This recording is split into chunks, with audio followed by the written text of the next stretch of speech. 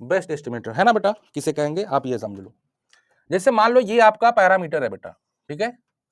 ये आपका पैरामीटर है थीटा, और इसको एस्टिमेट करने के लिए मान लीजिए हमको मिला थीटा टी मिला मान लो, और वो क्या है, अनबायस एस्टिमेटर है, ठीक है, अनबायस एस्टिमेटर है। और फिर हमने देखा कि इसका जो वेरिएंस आया, इसका जो वेरिएंस आया वो क्या आ गया, इसका डेरिवेटिव करोगे तो क्या आएगा बेटा, 1 ना, थीटा का डेरिवेटिव करोगे, differentiate with respect to theta, तो क्या आएगा, 1 आएगा, है कि नहीं, चलो 1 लिख देते हैं। और ये क्या हो गया, 1 अपॉन आई थीटा इंफॉर्मेशन। तो हमने पाया कि इसका जो वेरिएंस आ रहा है वो सी आर अटेन कर लिया, C R lower, C R L B ना,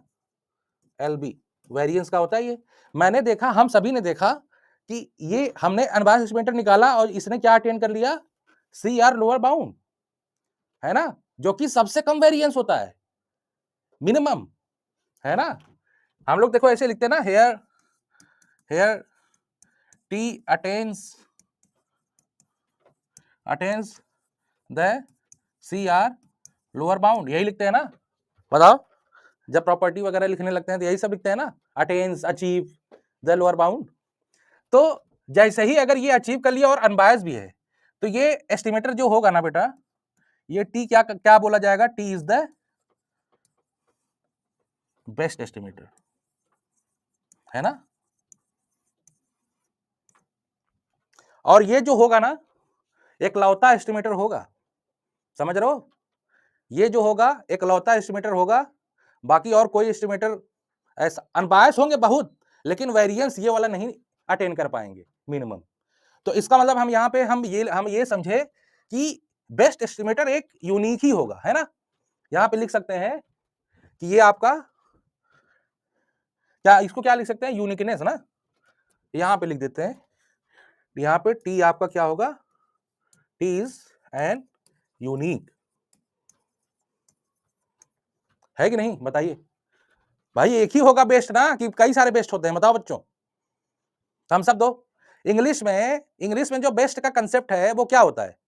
बेस्ट मतलब एक ही ना, पूरे क्लास में सभी बेस्ट होंगे क्या, बताओ, एक क्लास है जिसमें कितने स्टूडेंट है, 100 के 100 बेस्ट होंगे, ऐसा हो ही नहीं सकता, है कि नहीं,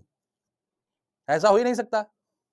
कोई एक बेस्ट होगा। तो ऐसे ही मान लो ये बच्चे हैं, T1 T2 T3 T4 dot dot dot dot बहुत सारे, है ना, तो उनमें से जो बेस्ट एस्टिमेटर होगा उसका वेरिएंस कितना होगा, इतना, है ना बेटा, अगर वो क्रैमर राव लोअर बाउंड को अचीव कर ले और वो क्या हो, अनबायस भी हो,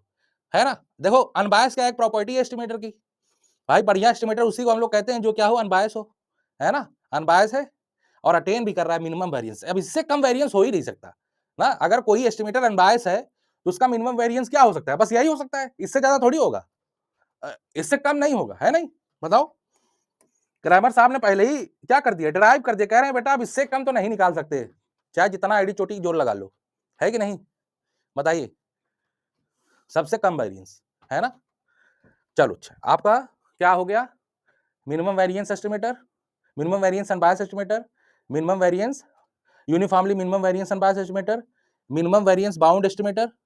uniformly minimum variance bound estimator, अब बेस्ट एस्टिमेटर आ गया ना। चलो अब आपको बता देते हैं,